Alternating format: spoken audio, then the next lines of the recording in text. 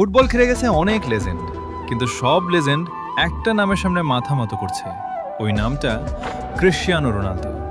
পেলে বলেছেন, রোনালদো সর্বকালের সেরা খেলোয়াড়, ওর মতো অ্যাথলেট আমি দেখি নাই। দিয়েগো মারাদোনা বলেছিলেন, রোনালদোর সাথে কারো তুলনা হয় না, ওর মতো কেউ হতে পারবে না। জিদান বলেছেন, রোনালদো আমার দেখা সর্বকালের সেরা খেলোয়াড়, ওর মেন্টালিটি অবিশ্বাস্য।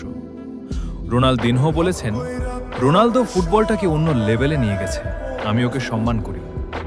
মেসি বলেছেন, রোনালদো কে যে বোঝে না, সে ফুটবলেই খেলাই বোঝে না। নেইমার বলেছেন, রোনালদো একজন কিংবদন্তি, তার খেলা দেখলে যে কেউ তার প্রেমে পড়বে। এমবাপ্পি বলেছেন, রোনালদো আমার আইডল, ছোটবেলা থেকেই তাকে দেখে খেলা শিখেছি, আমিও তার মতো হতে চাই।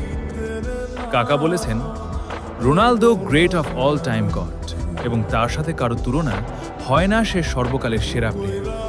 970-এর বেশি গোল, 5টা ব্যালন ডিওর, 5টা চ্যাম্পিয়ন্স লিগ, এক সিজনের 15টা ট্রফি জয়। নাম্বার না ভাই, নাম্বার তো লেজেন্ডরাই বলতেছে। এই জন্যই ও GOAT, greatest of all time, Cristiano Ronaldo.